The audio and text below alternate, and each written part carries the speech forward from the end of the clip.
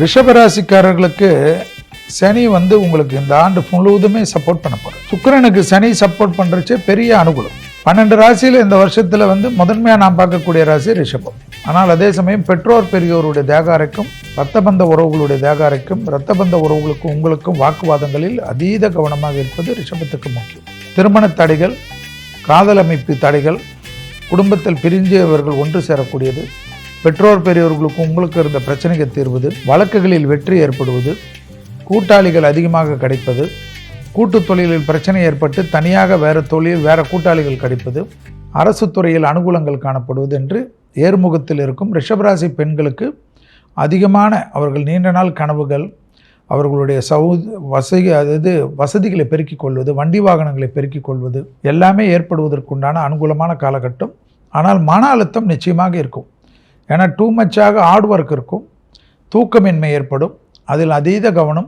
துர்கையை பிடித்து கொள்வது உங்களுக்கு சால சிறந்த பரிகாரமாக இந்த வருடம் காணப்படுகிறது. ரிஷபத்திற்கு என்னை பொறுத்த வரைக்கும் சரியாக நீங்கள் திட்டமிட்டு செய்தீர்கள் என்றால் அடுத்த ஒரு 30 வருடத்துக்கு உண்டான அஸ்திவாரத்தை போட்டுக்கொள்ளக்கூடிய காலகட்டம். ரிஷபராசியை பொறுத்த வரைக்கும் ராசிக்கு 2ஆம் இடத்தில் இருக்கக்கூடிய குரு பகவான் மே மாதத்திற்கு பிறகு 3ஆம் இடத்திற்கு செல்கிறார்.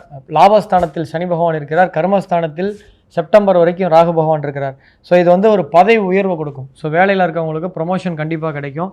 விரும்பிய இடத்திற்கு இடமாற்றம் ஏற்படுவதற்கான வாய்ப்புகள் உண்டு. வேலையில் பெரிய பொறுப்பு கிடைக்கும். அந்த பெரிய பொறுப்பின் மூலமாக நிறைய அனுபவங்கள் கிடைக்கும். உயரதிகாரிகள் உங்களுக்கு ஆதரவாக இருப்பார்கள். தொழிலில் அடுத்த கட்ட நகர்வு, ஒரு ஒரு ஒரு கடை ஹோட்டல் வச்சுருக்கவங்க இன்னொரு கடை வைக்கிறதுக்கு ஒரு அற்புதமான ஒரு ஆண்டு 2026. நெக்ஸ்ட் லெவல் டிரான்ஸ்ஃபர்மேஷன், க்ரோத் ஃபேஸ்லேயே இருப்பீங்க இந்த வருஷம் பூரா. எக்கனாமிக்கலாக செய்யும் தொழிலில் ரொம்ப பாப்புலாரிட்டி கிடைக்கும். அதே போல் அம்மாவின் ஆரோக்கியத்தில் கவனம் தேவை. 4ஆம் இடத்தில் கேது பகவான் செப்டம்பர் வரை இருக்கிறதுனால அதே போல் அம்மாவுடன் கருத்து வேறுபாடுகள் ஏற்படும். இடம் வாங்குவதில் சிக்கல் ஏற்படும். 4ஆம் இடத்தில் கேது இருக்கிறதுனால வண்டி இன்ஜின் மாற்றுறது, பிரேக் ஆயில் மாற்றுறது, இது போன்ற வாகன செலவுகள், பராமரிப்பு செலவுகள்லாம் நிறையா வரும். ஹோம் அப்ளையன்ஸ்லாம் மாற்றுறதுக்கான வாய்ப்புகள் ஏற்படும். வீட்டில் தேவையில்லாத பொருள்லாம் வாங்கி போடுவீங்க. வீட்டில் பொருள் அடிக்கிட்டே இருப்பீங்க. வேக்கண்ட் இடமே பார்க்க முடியாது. ஆபரண சேர்க்கை, ஆடை சேர்க்கையெல்லாம் அதிகரிக்கும். குடும்பத்தில் நிறைய சுப நிகழ்ச்சிகள் ஏற்படும். கோர்ட்டு கேஸுகள் எதாவது இருந்ததுன்னா அது சால்வ் ஆகிறதுக்கான வாய்ப்புகள் உண்டு. திருமணமாகாதவர்களுக்கு இது ஒரு அற்புதமான பொன்னான காலம். திருமணத்துக்கான வாய்ப்புகள் உண்டு. பிரிந்த கணவன் மனைவி மீண்டும் சேருவார்கள். பிஸ்னஸ் கொடிகட்டி பறக்கும். அருமையான ஆண்டு.